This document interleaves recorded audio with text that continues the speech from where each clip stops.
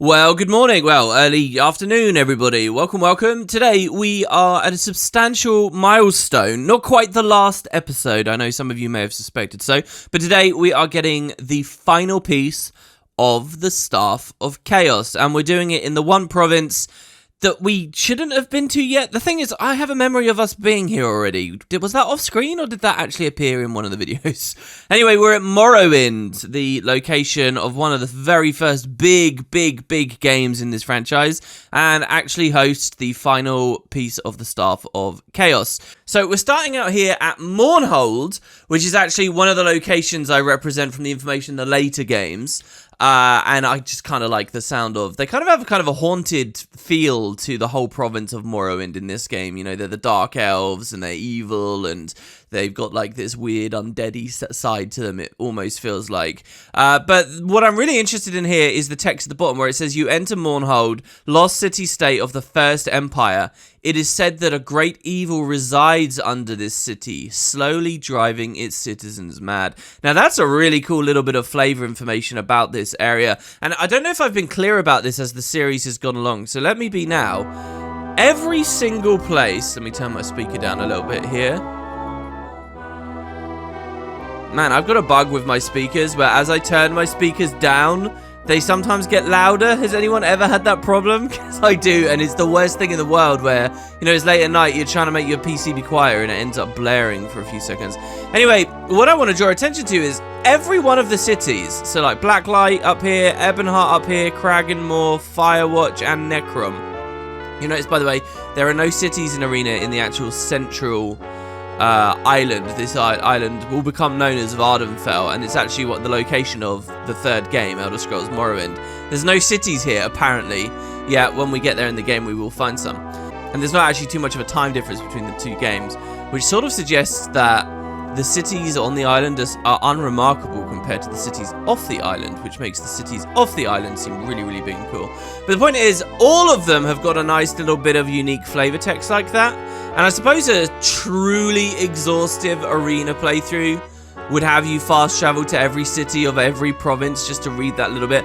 The thing is, most of the time it's really boring and really generic, so you wouldn't really get much out of it. Morrowind's kind of cool though, in that pretty much every single one of them referred to the volcano on the central island, which will actually ultimately be our destination in today's video. But first of all, we do need to get a vision from Rhea and see what she has to say. This is where some of the dialogue starts getting a little bit buggy as well, for what it's worth. And you could actually miss a substantial amount of story text over these next two videos. But let's see what we'll get. Let's camp for a while. Let's camp for like 12 hours, because it's going to be night in a second, and I want to go all the way through the night. Wow, she didn't want to speak to us, even after all that time. It's okay, because there's just a couple of orcs, not lizard men, orcs. See, we're getting there, we're learning. I'm dog sitting at the moment, and he won't learn the most basic of information about going outside. No chances, for Tharn has no mercy, and will attack the moment he perceives the staff reassembled. You must be swift. To the northeast lies the Fire Mountain, Dagoth-Ur. Somewhere in its volcanic depths is the final piece of the Staff of Chaos. The entrance to that fabled mountain has disappeared with the dwarves that mined it. There may still be those who know of it, however. Find the entrance, enter the volcanic catacombs, and return with the final piece of the staff. We are so close. I wish you well. So yeah, described as northeast there. Obviously, they're still considering that you would be in Blackmarsh. So, the volcano. But we do have a little bit of a ways before we'll get there. Another little reference there, of course, to the dwarves, who are not playable and, you know, have always been a part of the saying, something I've quite enjoyed. So we may as well just ask people here in the town what exactly is going on. And, see what we've got. So who are you? You can call me Azaril Avelbrook. I am a weaver. I hope to be hired to make a new tapestry for the palace. You know, we haven't actually been to any palaces for so long. Where is Dagoth-Ur? Last I heard, the Mages Guild was looking somewhere near Ebonheart, or was it Tear? I'm not sure, but you should probably start your search around there. So we're definitely going to go to Ebonheart. Ebonheart, I know, is a very significant location in Morrowind, so I'm hoping that that's the right one. And yeah, this is not going to be a palace either. It's going to be the Mages Guild again. I really think Bethesda could have done better with that, you know. It's like Mages Guild 90% of the time, then they have you go to a temple twice, proving that, you know, that was possible. And, you know, one palace. There was only one time we went to a palace, right? So Ebonheart is here on the mainland, but kind of near the borders of the Isle in the center. I'm curious if the word Vardenfell will appear anywhere here.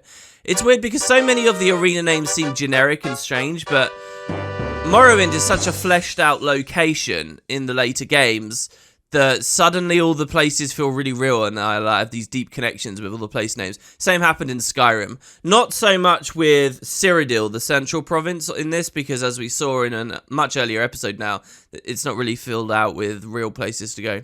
Alright, so here's Ebonheart. To the north, you can see the red-orange glow of Dagoth-Ur, the fire cone on the Black Isle. This city's ruler has a reputation of being extremely ruthless.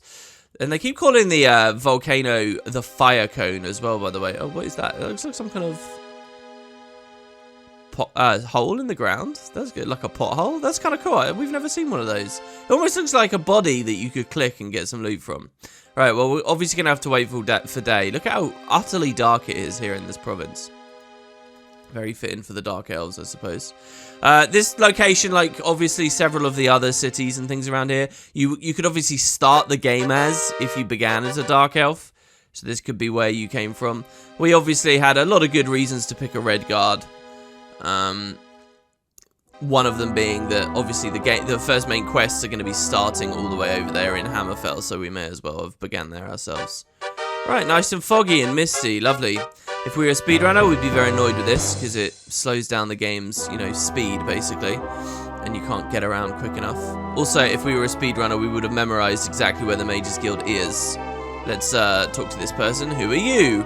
Good day, Red Guard. My name is Niseth Avalum, the city-state cook. I slop gruel for the dear souls at the Conclave of Mercy. Lovely. Well, can you tell me where the Mages Guild is? Well, actually, if we ask about Dagoth-Ur now that we're here, it was rumoured that dwarves built a secret opening to the Mount Dagoth-Ur. Now, any knowledge of that is lost, unless the palace kept records. You may wish to go inquire there. Wow, wait, hold on, really? I thought we were going to the Mages Guild. No, we are going to the palace? Oh, that's too good. Okay, that's easy and south of it. Alright, well done, Bethesda. At least they do take us back to a palace, I guess. They all worked out in the end, guys. I could have sworn this was a Mages Guild one. Alright. Well, I think this is the Mages Guild we're actually running past now, isn't it? So we could even check in there. But since he said the palace, I'm pretty sure we'll end up going to the palace.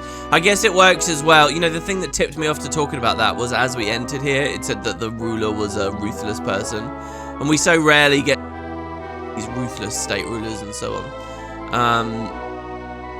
But I guess in this town we will a little bit. And if they actually act ruthless in the story as well, I'll consider that another big positive. We get they tend to do like the potion makers near the entrances to the palaces. Kind of weird. As you enter the audience chamber of the King of Ebonheart, you feel the autumn chill from the outside is actually intensified within. The thick furs and darkly beautiful ornaments that decorate the walls will make you feel as if you're being watched. King Casik looks up from the conference he is having with the Council of Elders. So the Council of Elders are mentioned there. That's really interesting. I guess that's probably his Council of Elders. It's nothing to do with anything else. There you go. We get to see a king. Looks pretty good. Enjoy that we're getting still some new assets, even this late into the game. He says, my name is King Casik, and I have heard that you seek Dagoth-Ur, the legendary home of the Dwarven people. So we get all this information about the dwarves, that this was their home even. Perhaps we can help one another. I have in my possession the anvil of Methus, greatest of the Dwarven blacksmiths. Only one object was strong enough not to shatter when used to shape metal upon the anvil, the hammer of Gairen. It is said that the ring of the hammer upon the anvil speaks to the user, telling him the entrance to the Mount of Dagoth-Ur. With the raw metals present within the mountain, my blacksmiths will be able to fashion the finest weapons and armor in the realm. Recover the hammer for me. It was supposedly lost in the dungeon known as the Black Gate. I will show you where this dungeon can be found. Black Gate makes me think again of Middle-earth. You'll be rewarded for this deed with the location of the entrance to Dagoth-Ur. You can journey there and explore it to your heart's content. Do you agree? I know it doesn't really make much sense, but that's such a fantastical and cool idea, the ring of the hammer on the anvil revealing a location to a place.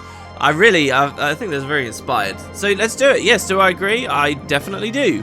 You do me a great service, Tarlan, one that I nor my people will easily forget. Come, here is the location of the Black Gate. King Casik inscribes the location of the Black Gate, home of the Hammer of Garen, onto your map. Alright. And he says he has nothing further to discuss. We could obviously try and, you know, fight the guards and do the prison thing as we showed off before, but that's really not too necessary. So, there we have it. We hit the right place. Nice to be in Ebonheart. Maybe one day we'll return. And we can see the Black Gate is down here now. So, based on current weather, it will take 5 days to travel here. These 2 dungeons to get the final piece of the Staff of Chaos, you're going to find have a lot of stuff to do with keys. So nothing for it. In fact, hold on. There is something for it. First, let's have a quick look and make sure I have enough potions, because I drank a lot against those Medusa last episode. Okay, 57. Yeah, we're still good. Free action, 23. I've probably got a little bit crazy with the potions, but I'm just so insecure. We've still got 10 invis, 7 staff pieces, guys. Ooh. Alright, let's collect the hammer. So as with yesterday, I'm going to keep my eye out for a better tower shield as well. Or hell, any melee ebony weapon. I've actually swapped us from the katana over to the longsword here. You can't really see that I'm changing it up because these are, you know, they're both basically just blades. So you don't really get too much difference. But, so yeah, let's talk a little bit about this dungeon. It's quite simple if you know where to go, and that's always true to a certain extent for all arena dungeons, but this one especially so. I actually really like the layout and think that this should have appeared as one of the first dungeon layouts that you go to. Do you remember very recently one of the other dungeons we went to? I'm pretty sure it was the one in High Rock. Maybe it was the Black Marsh one? I think it was High Rock, where the bottom floor was a giant open room filled with water. And it had little islands, and the islands had buildings on them, right? Well, this one's similar. As you can see, there's a trench of water here that I crossed on a bridge. This dungeon's the same thing, but instead of it being majority water and just a little bit of ground, is majority ground. And here, let me just throw up a map for you on the wiki so you can get a sense. You'll see that essentially the whole dungeon is split into mini sections by these canalways. We're going to start in the top right one. We just go south across the bridge. And then to the west, across the bridge, west again, and then north in that little section there. I mean, yeah, there's the extra unnecessary lava pits, but it's really not so bad. In fact, I've already crossed the first 3 of the rivers. There's just something very sensible and clear about the layout, and I get that's me coming into it with, like, the map knowing, and players in the early 90s wouldn't necessarily have had that because they're drawing their own maps or they're just fumbling around completely blindly, so maybe what I'm saying doesn't really matter, but it does feel like a good kind of starter place to go to. If the map thing kind of ruins it, well, it wouldn't be too hard to add a bit of dialogue that says, oh, there are canalways, and all you have to do is cross this one in this direction, this one in this direction, this one in this direction, you'll be nearly there. You know, it could have worked. And speaking of dialogue, I don't know whether Bethesda were crunched or what, or they had assigned different devs to different dungeons and some of them put more effort in or what, but this is another example, and it's unfortunate because we're at the end of the main quest line here, really, so you'd expect them to be really upping the ante. This is an example of a dungeon that doesn't really have any dialogue, like anywhere. There's some weird assets of skeletons with daggers stuck in them that I don't think we've seen for ages and ages and ages, but it's not really a standout in that way. They've done way better, and it just feels like they ran out of time here, honestly. The enemies are a little bit scary, but mostly it's boring things until every now and then where you find something like this, an iron golem, which I'm actually happy to see now because I believe in the experience they give us so much. And their corpses are cool, you know, they don't fall, they stay standing there. There's something pretty sweet about that. And I think the very end of the dungeon is guarded by Medusa too, or the end of this floor, sorry. So the big thing as well for making this dungeon easy to do with the canalways is you can just use levitate and float along the rivers, and what you'll find is that there's a tiny little island in the rivers with a hidden door, as in, you know, you click one of the walls randomly and that will open you up basically right next to the exit to the floor. So it's a very simple affair of floating along the rivers. You could even swim along the rivers if you really wanted, and then just identifying this one hidden door, and that feels very deliberate and very cool to me. You might be wondering why I'm therefore not doing it. Well, because I kind of want to take my time with the game, and I want to play the game, you know? Arena, from start to finish, has been something where it's like, well, if you really optimize and use all the tricks in the book, you're just not going to experience it as it's meant to be experienced. So I thought I'd play the dungeon for realsies, and appreciate it in a way that I would guess most modern players don't. As you can see here, we actually get hit pretty hard. Shock resistance, pretty necessary. I do think I verified in this dungeon that shock resistance does help against the rock golems. The bestiary's really thrown me off the whole time, saying that they're throwing rocks at me. But check this out. That guy really didn't do much damage to me at all there, despite hitting me point blank with that projectile. And these things were, and this guy as well. You know, that's a serious ambush they set up there. They spawned one behind me. I should have really been beaten up, but because I had the shock resistance from the room before, I think it was fine. So, my compliments about this as a starter dungeon kind of end with everything I've said so far. There is one little caveat. You'll notice that this final section, I've been sort of stuck in for a while. And the reason for that is that it's a hidden door. It's a dungeon filled with regular, easy-to-see doors until this last moment here, where you need to click blindly against a wall unless you've identified that there's a red square there on your map because you opened the map at the right time in the right place. So not ideal, and it actually led me to spending way more time here than I realistically wanted to. In the meantime, when I was reading about this dungeon in the later games, I did find something interesting. So first of all, eventually they do expand on this area. Obviously, Arena hasn't really gone into much, so most of these topics are just going to go right over our heads for now. But there was a particular time in this area of the world known as the Time of the Tribunal, and various conflicts associated with it where this was a stronghold. But one of the interesting things I did also find is in a book in one of the later games that you can read, it's actually revealed that after the events of Arena, what we're doing right now, we're playing as Tarlin, who will in the later games be known as the Eternal Champion. Okay, that's just going to be our name, and whenever the Eternal Champion is referenced, it's going to be talking about this game and this character's story. Remember, they have to keep it generic because the Eternal Champion doesn't have to be called Tarlin, and the Eternal Champion could be of any race and so on. But they do actually reveal later, in a kind of a sideways way, that there will be pilgrims that follow the steps the Eternal Champion took, i.e. go in order through all the various locations. And that would mean that pilgrims do kind of come to Blackgate just to honor what we're doing here in later years. And I think that that's kind of a really fun idea. And that's been true. That's a little bit of a factoid, a bit of trivia that we could have heard anywhere in the story so far. So this room here, I think this is the really dastardly room that actually has a fake wall in it that you're meant to click, but also has several normal doorways that seem to just lead you around, right? So I got very confused here, and it's actually quite costly to spend all this extra time around because every room really is kind of dangerous. I do wonder if I had leveled slightly different throughout the story so far, and we had just obscene amounts of willpower at this point, and more ways to resist all of this magic projectiles. So here, this corridor, you see that door, this is the little island platform leading out to the canal that I was talking about that takes you right to the end of the floor. See here? So imagine that first bridge we crossed, instead of just traveling through all the normal ways, I just floated or swam through the trench, stand on that, click the door, the wall, it turns out to be a door, and then you can come into this room, where again, the main way forwards, I think, is against one of these walls.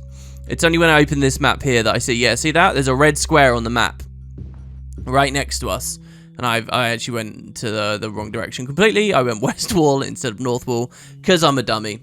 Oh, wait, no, that's not right at all. Man, I just got so confused here in the commentary. It totally looked like it was next to us. Well, anyway, it's that kind of texture again. We just got to navigate our way around. And I know this is a little bit of a pain. It's always frustrating when you're at the end of something and then you just can't quite get to the finishing line. But don't forget, when the enemies die, they generally will be dead. And it turns out the next floor is really kind of simple, which, again, I kind of appreciate as a player. Here's the hidden door. You see it's this one here. But at the same time, I also kind of just think they must have run out of time, you know? They must have had grander plans, bigger ambitions, and they ended up doing small stuff 2 dungeons in a row, really. So yeah, the final room here is filled with treasure that you're obviously going to make a beeline for, but turns out to be flanked by 2 Medusa. Now, I've mentioned this a couple of times, the idea that one will paralyze you while the other attacks you, and here we actually finally get that experience, because we managed to get through the Mirkwood without having to do any AoE Medusa things. Obviously, between the 2 videos, I had to walk out of the Mirkwood. A real pleasure, I think, of you guys watching these videos rather than playing the game is you don't have to do all the adventures in reverse. And those are times where I tend to use Passwall more, I tend to use Levitation more. I haven't actually used Invisibility to sneak out yet. I've not gone that cheesy, but you could totally do that if you wanted. If you wanted a semi-authentic arena playthrough, do all your adventures to getting artifacts and staff pieces and you know, the mini quest items as no invisibility, no levitation, stuff like that, but then use it to get back out just to make it easier for you. That could be pretty good. But yeah, so I never had to fight multiple Medusas on the way out of the Mirkwood either. So a bunch of treasure, no shields, unfortunately, again. And they do kind of a weird thing where there's like layers here. You could go through the middle layer that I was just looking at, but it's just a trench in a ring. You want to go on the very outer wall. See that? There's just a trench there. I don't know why it's there or what they were thinking. It's kind of a cool construct. It feels fun to look at, but yeah, there's not much more going with it. And running right round to the north, you can find the stairs down. And believe it or not, we are about to get the anvil, because it's really not very hard to find. So the riddle for this floor is right at the start instead of the end. Sometimes we've seen double riddles. This time we just get one, but it's immediately here. This door is still tight. A question is carved about it. What answer do you give? What is this thing which comes in sheets, yet cannot be folded or gathered again? So I actually had to look up online this. I really didn't know this. It does work as a riddle. It does make sense. I just couldn't figure it out. And you know, I think there's a thing with riddles where nearly always, when it's like a material riddle, you always want to think like liquid or weird materials, weird substance. And pause the video if you don't want the spoiler. That is indeed the answer to this one. It's rain. So it rains in sheets. You can't really gather it, because if you gather it, you don't have rain anymore. You've just got like a cup of water or a river or an ocean or whatever. So yeah, it works. I just couldn't quite figure that one out. Maybe you guys could. So this floor, I mentioned keys just now. That is what we're kind of aiming for. In the southwestern section of this floor, and again, it's like a flooded basement floor again. By the way, gonna get an amazing jump here. Actually make it across. I didn't think I'd be able to. Not without a spell that lets me jump further, which, don't forget, are a thing in Arena, or some kind of potion or something.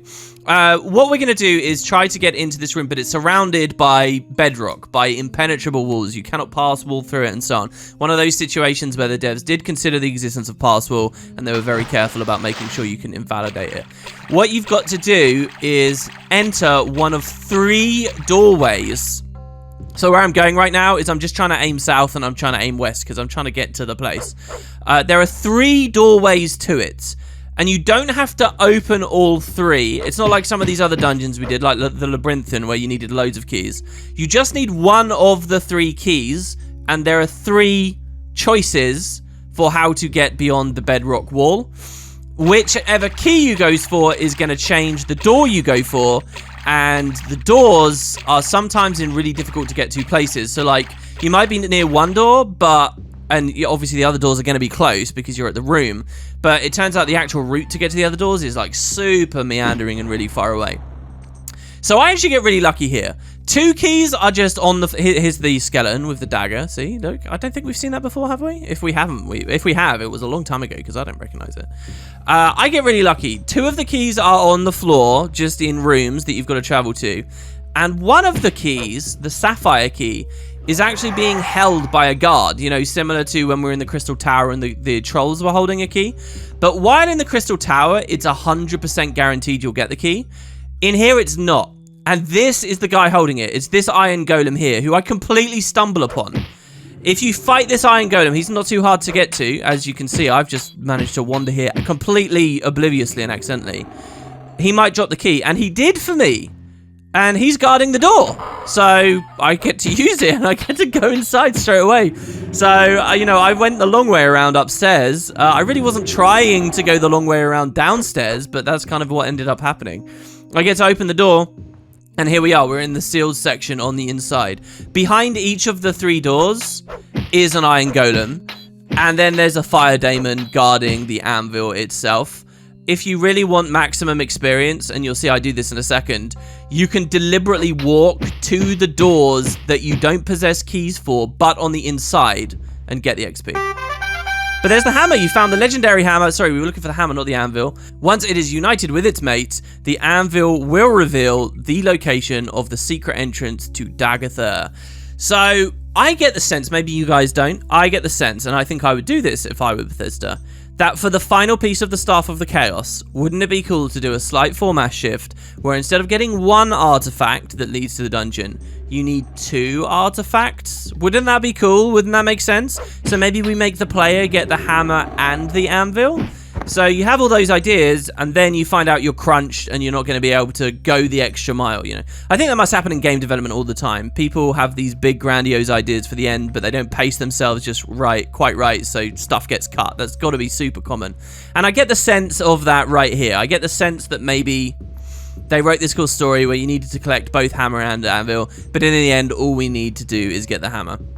And yeah, so from on the inside, I do make sure to try and find the other doors and get the Iron Golem XP, because hey, why not?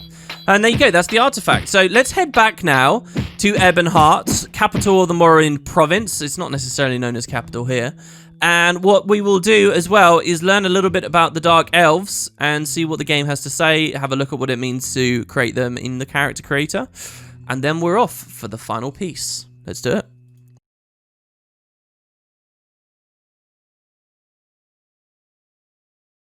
Dark Elves hail from the province of Mournhold. They are a tall, dark-skinned people with red, glowing eyes. The whole red glowing eyes thing, I feel like kind of gets eased off a bit later. They are known to be extremely strong and intelligent and very quick. Wow, so they have all 3, right guys? Dark Elves seem innately attuned to weaving magic with weapons. So they could be good spellblades in theory. The spellblade archetype is something I really, really adore and like to play. So if you're going to be like a witch hunter or something as your class, Dark Elves receive their level divided by 4 as a bonus to hit and damage with any melee or ranged weapon. So you'll notice there, that's actually pretty good. Yeah, it's not their level divided by 3, so it's a bit lower. But the truth is that you get a lot of versatility on this race, because you've got melee, ranged, and it says they're adept in any art involving blade and shield combined with the arcane arts. So you even get a bit of spellcasting in there. Just great all-rounders, really. Just don't expect to be running around with a warhammer, I suppose, or whatnot, and doing super well. That's the manual to take a peek in game. Thy race is as deadly as the thorns of the black rose, which blooms only in thy mother's breast. Thou hast all that is graceful in thy brothers of day, yet thy mother is the moon, and thou art her children of the night. There's a very poetic, beautiful sounding description there. I'm not sure how that translates into the greater lore, but it does sound very nice. Now, here for character creation, you'll see their background. By the way, I rolled 16 points on my first thing there. Their background is super volcanic. In theory, it's only the central Isle of Vardenfell that would look volcanic, but when you get a game dedicated to that region, you see even that's not true. Like, there's massive areas that are not volcanic whatsoever. But as far as arena's concerned, they seem to really like the whole volcano things, and that's your main, like, distinguishing background. That's what most of the cities end up talking about. I figured I'd show you some customization on a female this time. The most recent few I've done male, just because that's what I tend to default to. But here's some female Dark Elves as well at that. That's all there is really about these guys as far as this game's concerned. Let's head up to the palace and tell them that we found the hammer. You walk into the king's audience chamber, noticing the many fine trappings and furs that decorate the area. Even though the autumn's clouds outside have made everything seem cold and grey, you find that the interior is brightly lit and warm. Ahead of you waits Casik, king of Ebonheart, and it's well known that Ebonheart is currently at peace with its neighbour Mournhold. They have that whole thing about rival cities, and here in Morrowind, like this area, Ebonheart is supposedly rivaled with everyone around. It's kind of funny to see them all listed out. Yeah, so here in the main hall, we found it, and he says, "Well done, Tarlin. You have done the realm a service it will not easily forget. Smiths across the land will hail your arrival. Now, for my part of the bargain. King Casik rings the hammer of Garen into the anvil, listening intently. A slow smile spreads across his features. Gesturing to you, he inscribes the location of the entrance to Dagoth-Ur, somewhere in the northern part of Morrowind, onto your map. See, even there, that would have been a prime opportunity to explain that it is on the Isle of Vardenfell, but instead they just say somewhere in the northern part of Morrowind. This is clearly all stuff that hadn't been written yet. I believe, and I think some of you guys have mentioned this in the comments recently as well, as we go further and I learn more, I'll be less hazy on the details here.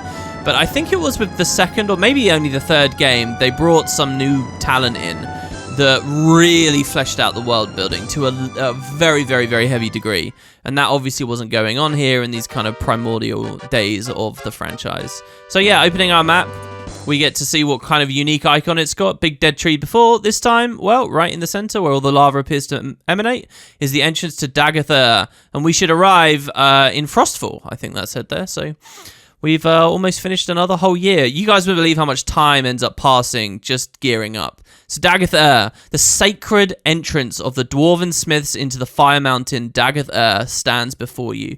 Magical runes glow in the red firelight, shimmering with heat. Sulphurous gouts of steam escape from vents within the rock face of the opening, and the final piece of the Staff of Chaos beckons.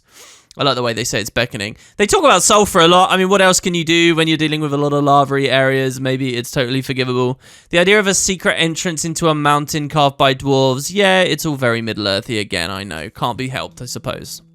So, the top floor of Dagoth-Ur. It's a pretty fun dungeon. You enter the Fire Mountain. Around you, the air shimmers with heat and sulfur. I'm sure that's it there. That message actually rolls off really quickly, and no matter how many times you backpedal, you can't get it back, so whatever.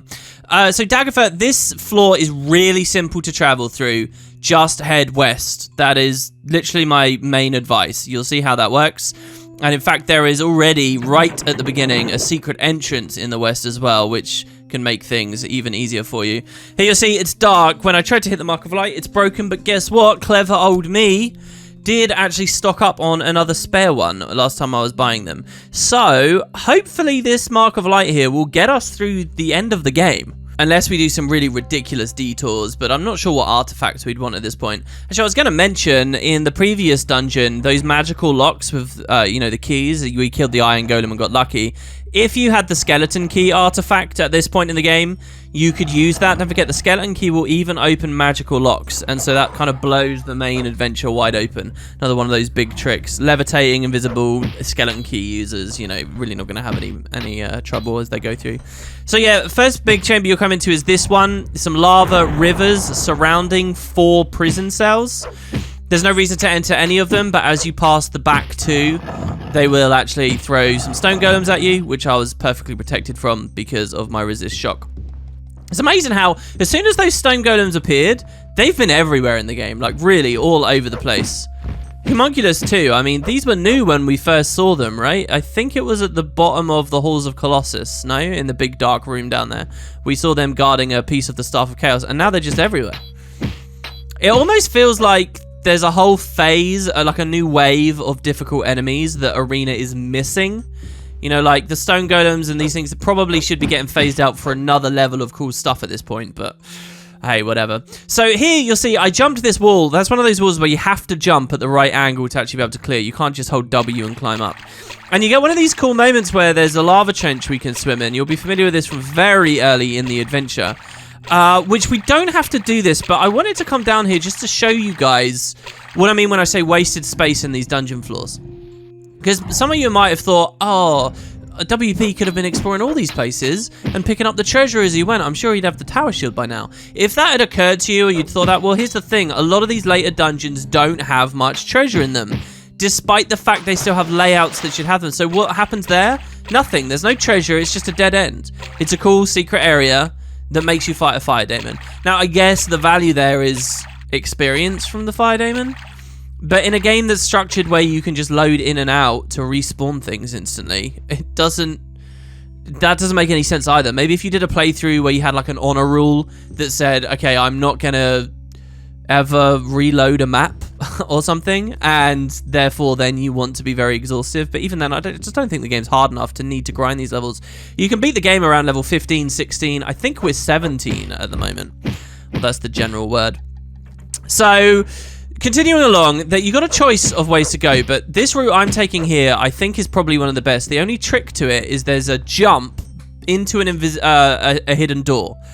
I get lucky and there's an enemy there who opens the door for me. Maybe if you guys are playing, you can try that as well. And I make the jump before it closes again. Otherwise, it's really tricky to sort of lean across and click. So it says this chamber seems to be some sort of crypt. Basically, just by heading west, I've got here. That's all I've done.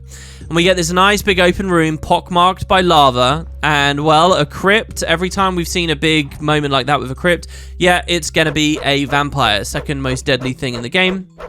Only to the liches, which we haven't seen a lich yet. So, you know, everything I said about enemies, there is another variety. And you'd expect to find some liches around in this dungeon, no? But we've got a vampire, and the idea here is we need to kill this vampire to get a key to exit in the door in the back corner, and that's it, really. I like this. I really do. Big open room, good sense of what we're supposed to do and why we're doing it and how we get there. I think it's a well-done layout. The only trick to it is that this door... It would be a miracle if I could pick it. So maybe this is supposed to be a little bone that's being thrown to thiefy characters. Playing thieves, burglars, all those kinds of characters in Arena is kind of challenging because what they're good at isn't that often useful. But here, maybe you'd finally have some kind of reward because it's like, hey, there's a really high level lock and I can break it. I can pick it. The downside is there's obviously the bash mechanic. So I swung once there. One swing with my sword. That might have even done much durability damage. And we can break in to kill the vampire. By the way, look at how deadly this... Look at that. That vampire drained all of my health in probably like 3 seconds there. If they get a couple of lucky rolls... yeah, these things are very deadly. They're well worth their reputation.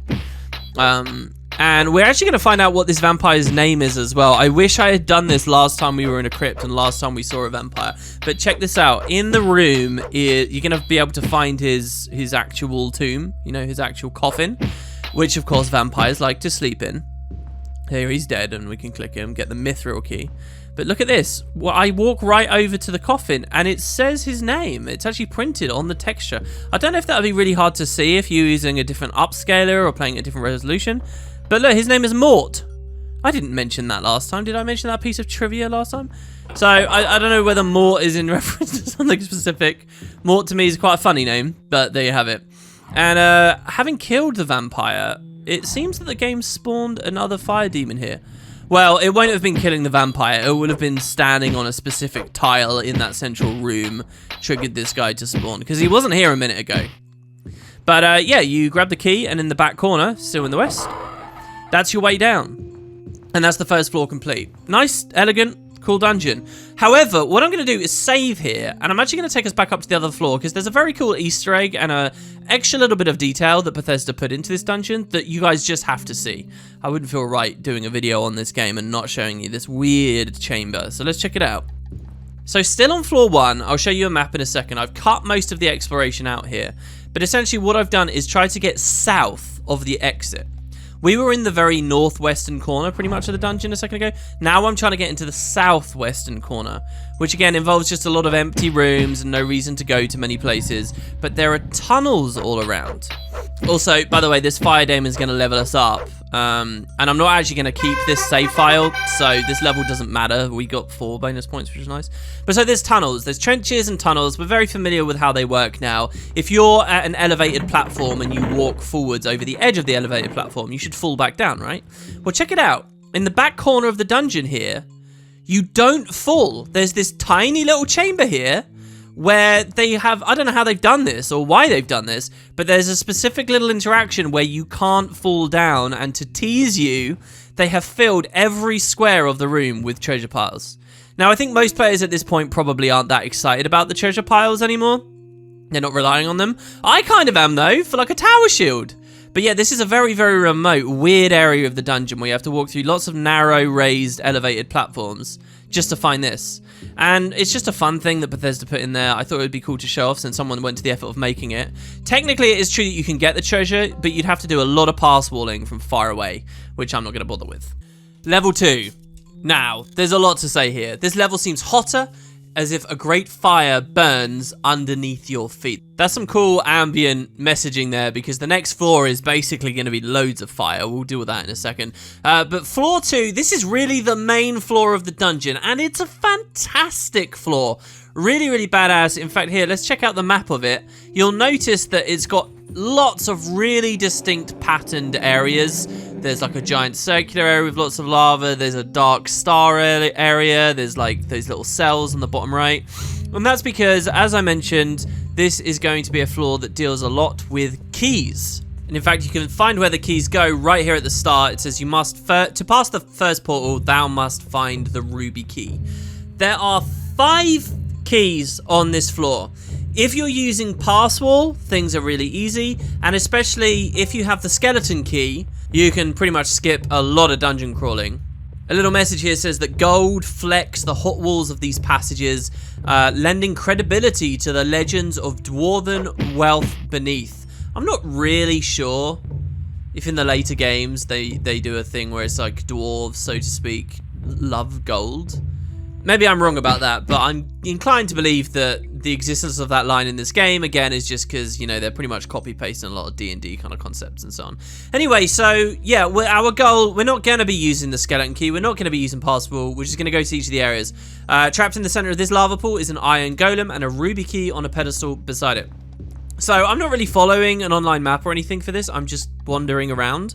And I found this room really easily. This is probably the easiest of the keys to do. And there seems to be a jumping puzzle sort of thing here, right? Like you're meant to climb across. Now, you could obviously just do resist fire and swim. Or you could levitate. So what I'm going to do is try to do the jumps. But I'll drink resist fire just in case, and well, I overshoot and end up falling off. But I like the idea of this, and the game really didn't experiment with it much. So one thing we'll find is every single one of the keys is guarded by something, and this one is just guarded by the golem, which again makes me think it's the easiest. You can navigate to this area very quickly, as impressive as it looks on the map. You know, this is probably the easiest one, and it's guarded by a very weak creature. One of the keys is guarded by a Medusa. And, well, we'll see several other creatures as well. You can imagine what each of the defenders is going to be. Well, there you go. So that's Ruby Key. That filters in on the top left. And we're going to continue along 5 keys. And I will disappoint you right now. I'm only going to show you 4. And the reason for that is because this amazing floor kind of becomes my ultimate nightmare. This is the final piece of the Staff of Chaos, and well, quite a fitting and interesting thing is going to happen here, because this is the first dungeon for probably like 6 episodes, 6 videos, that actually really starts to punish me and becomes very dangerous. We'll see why that is in a moment.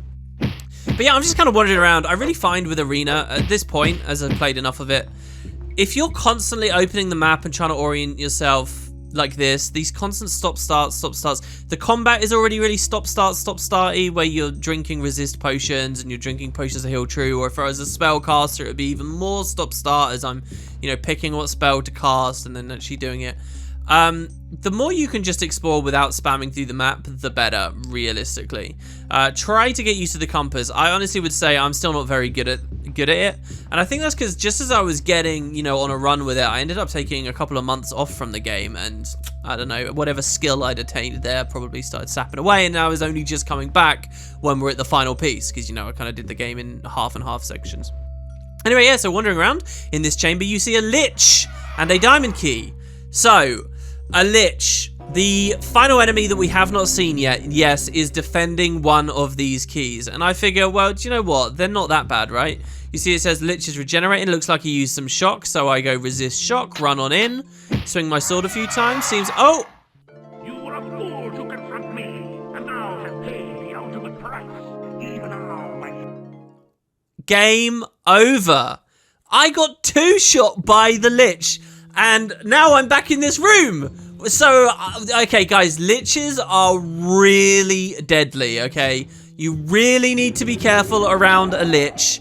And I have to say, I went into that completely ill-prepared. But the advantage here is that we got to reload and do the jumping puzzle successfully this time. So that's nice. I'll cut back into the lich room. I'm just going to do the same thing, and we'll try to fight him again. En route, here's what the manual has to say. Liches. These creatures are wizards who have attempted to cheat death. by prolonging their life through the use of spells and such, eventually then turning themselves into a form of the undead. Few have ever faced such a creature and lived to tell the tale. It is known they're very powerful, able to defeat high-level characters easily, and are able to see the invisible. They are known to have immunity to most forms of weapons, regenerate capabilities, and any other powers that would be associated with a 20th plus level mage. The idea of levels to mages we'll deal with in an upcoming video, don't you guys worry. You are cautioned, these creatures are beings of such power that it would be foolhardy to face one without properly preparing yourself with powerful equipment or artifacts. So the manual really amps them up. I guess I just didn't take it seriously enough. So here we go, round 2. I have my resist on, I'm nice and healed up. We push our way in. He hits me 3 times. And instant game over again. I mean, Jesus. But this time I'd saved. So these things are really, really, really deadly. And suddenly I'm really happy that right at the end of the game, they have this cool new thing that makes me feel like I'm a lobby fighting a ghoul again or whatnot. So here I go for it again, and pretty much I have to adopt a strategy here where every time I get hit, I Potion of Heal Tree. And I'm trying to maintain a little bit of distance here as well, just in case that would mean he casts the projectile more, which I can resist maybe. But I guess it's not shock damage, because I am shock damage resistant right now, and it seems to just go through. Sometimes he does seem to miss, and obviously that's really vital. And yeah, I just basically heal True very, very, very liberally. Now, if you remember, starting this video, we had like 50 of them, so I'm really happy that I had such an overabundance so that this Lich fight would go okay. And this is the only key being guarded by a Lich, for what it's worth. None of the other keys are. So we can just swing away, and he's down. I mean, it really says something to how primitive and unfortunately bad the arena gameplay system is, that you can... Oh, that felt cheesy, but I mean, what else am I going to do, right? Here I finally go for some willpower, which you'll notice did actually help me to get a little bit more magic defense. I'm up to +7 for the magic defense there. And I was just trying to find anything else useful. We got 4 points again, just like we did on the other save file on the upper floor where I was showing you guys the treasure piles. But I can't really see much that's helped, so I'm just going with a bit of agility here, getting ready for another +1 2 hour on here if I can. And a nice little save for that. So yeah, that key... pretty tricky one. The room here looks quite nice. Now here you'll notice I'm resting for 0 hours. Now why am I doing that? I think I might have mentioned this a long time ago, but I haven't been recently. Certain creatures regenerate, like the trolls, and I think what that's supposed to mean, there's our diamond key. I think what that's supposed to mean is after you've killed them, they will stand back up after a while. Like, I'm not joking, like, their body will turn back into the living thing. We've obviously seen vampires regenerate, trolls regenerate, and the Lich does. Now, so far in the game, I've just kind of ran away from... Like, let's say I just killed a vampire in a crypt. I'll just loot the crypt and leave, so it doesn't really matter to me if he regenerates. But that Lich was so deadly, I figure maybe that is something I want to pay attention to. So here's the way you can counter the regeneration. When one of those creatures is dead, and this is true for the trolls as well, which obviously are no problem for me anymore, but early game they can be a problem.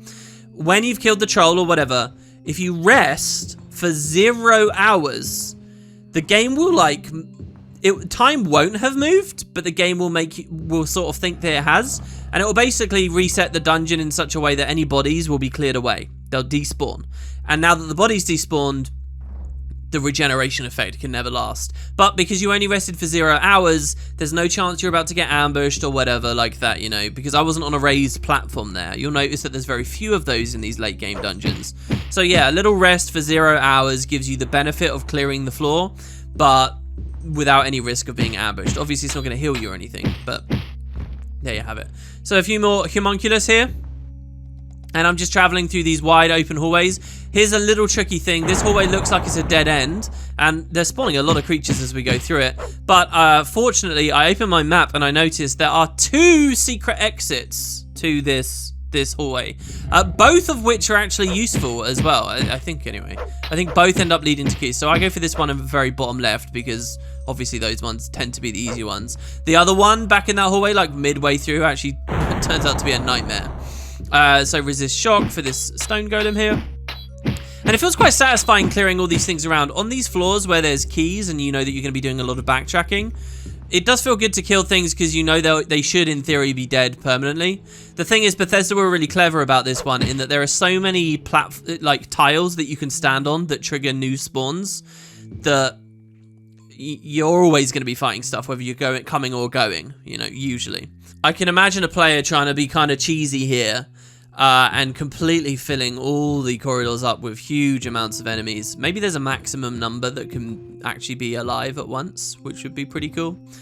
Yeah, I think at this point I've realized that the way I was going, those lava tunnels do lead to a key. That's the key guarded by the Medusa, and you can swim in fire. But instead of going for that, since those lava trenches dominate a huge amount of this map, I figure I can do it later. I wanted to see what was behind this door instead. Which, look how annoying this is. I know that it's here. I've been opening the map and closing the map. And I'm clicking relentlessly as I'm moving here. It's so hard to find. And even then, right as I click it and open it as I'm going into the map. It's just very, very tricky.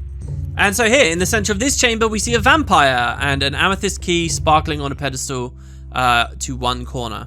So we could just sneak through. So I heal true, get fire resist, come on in on the vampire. Vampires too being deadly, you know, just because we've seen the Lich now, that doesn't mean that we should feel relaxed fighting these. I mean, look at this, I'm almost freaking dead. And pay attention here, I potion of heal true. Potion of heal true. How many do you think we've drank so far? I mean, really, stop and think about it. Pause the video if you like. How many potions of heal true have I drank? Here's another one. We started today's video, what did I have, 57? Another one here. The vampire dies, and again, just like we did with the Lich, we can rest for 0 hours. I mean, this almost feels really cheesy. I kind of don't want to make a habit out of it. Bethesda obviously made the 2 strongest creatures in the game regenerate, so they want me to have to deal with it. But there you go, we get an amethyst key. And these are things that can see invisibility. Refresh our mark of light, which had ran out. And by the way, once we've got these keys and we descend to the bottom floor is kind of like another mini floor. So this really is the main part of the adventure here. Kind of a shame, maybe, that skeleton key users can just bypass it all.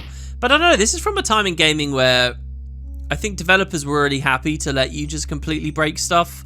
Because that's your reward, right, for having done that quest. I think that a lot of design only started clamping down on that as the 90s went along, not necessarily this early. So anyway, here's the problem. As you see, I'm saving my game, and I've used so many files for this floor. And I'm using a new one called Uh-Oh. Why am I saving with Uh-Oh? Well, it's about to get interesting, guys. I ran out of potions of heal true fighting that vampire. I am officially out. Now, here's the thing. I have 3 of the 5 keys. At this point, in my mind, I only need 4 keys. I didn't realize that I needed 5. So that's a little wriggle that we will deal with in a moment.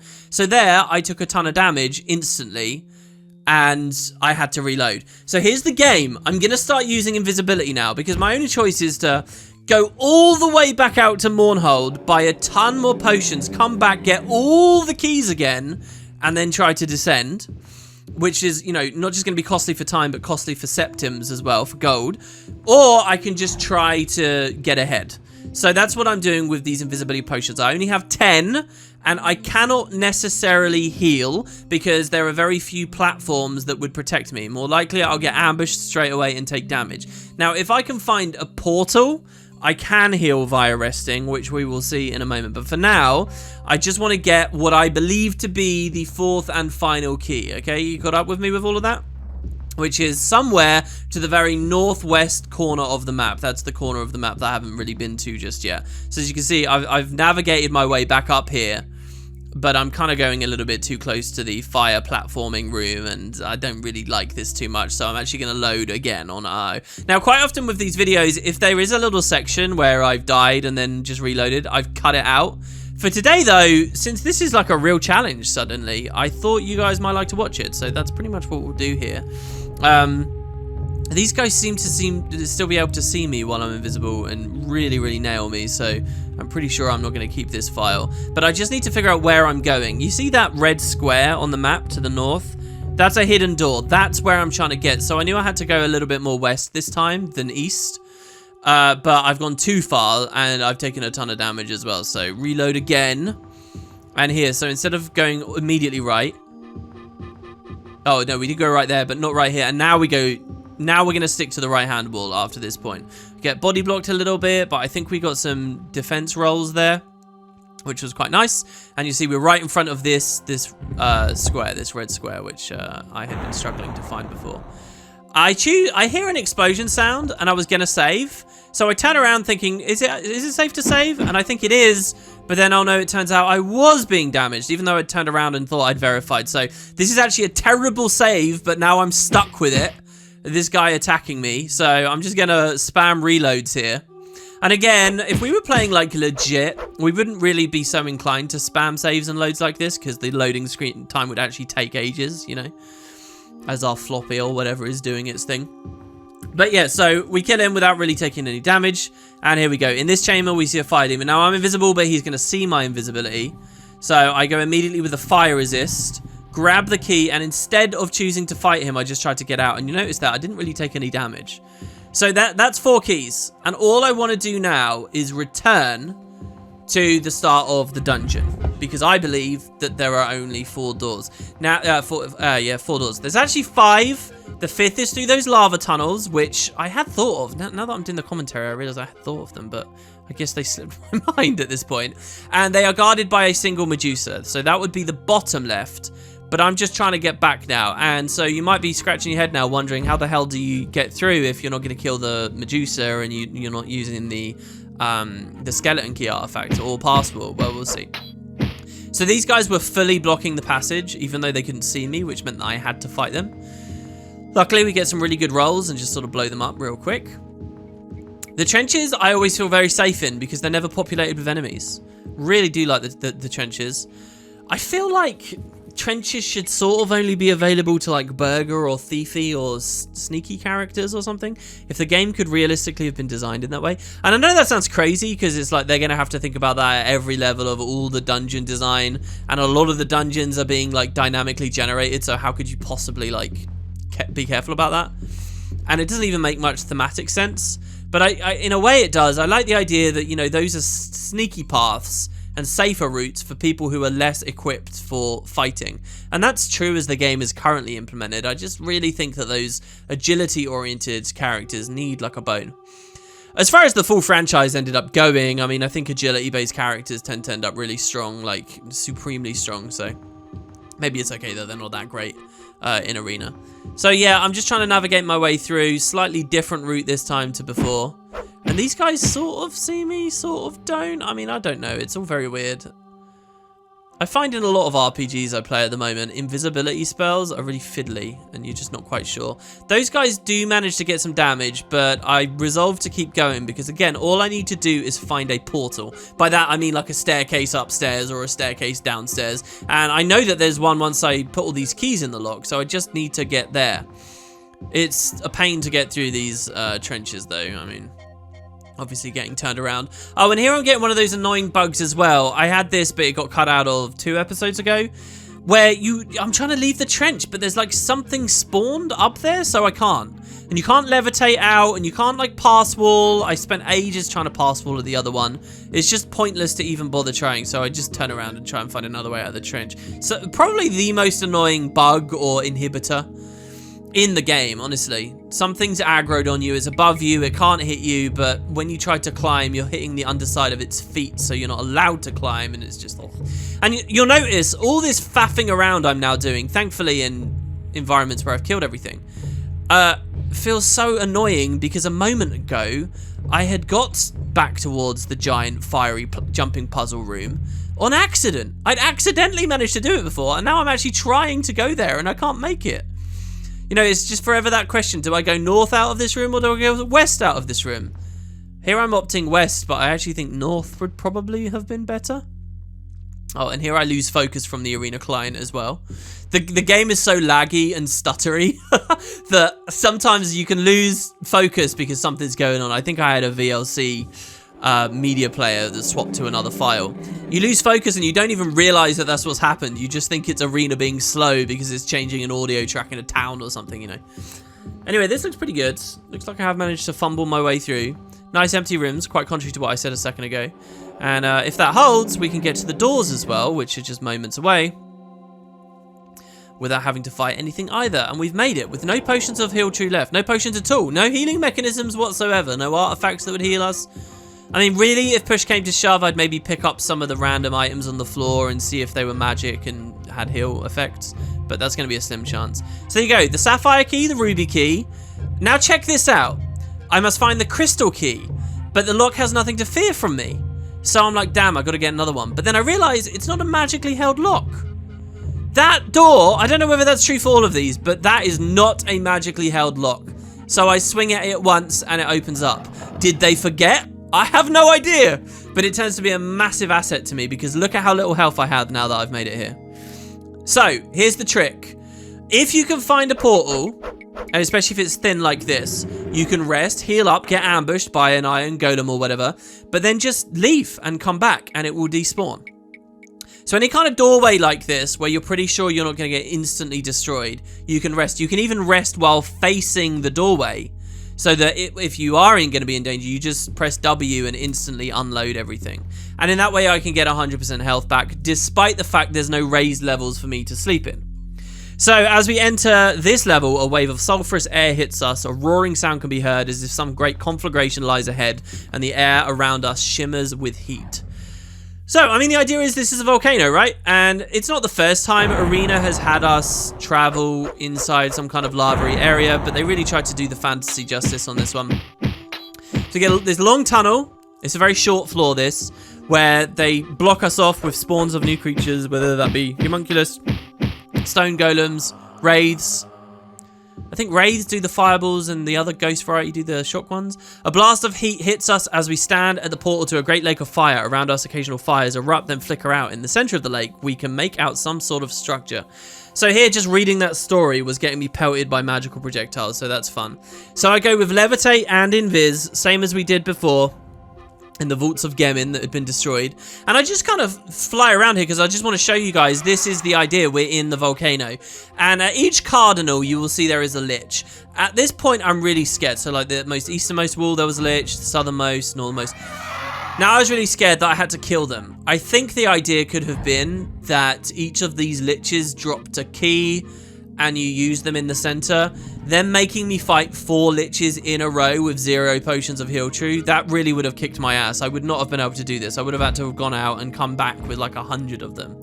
So I was really scared, but I figured I'd just explore around for my own sake, not just for the video to show you guys what the room looks like, but to, you know, see what's going on in the middle.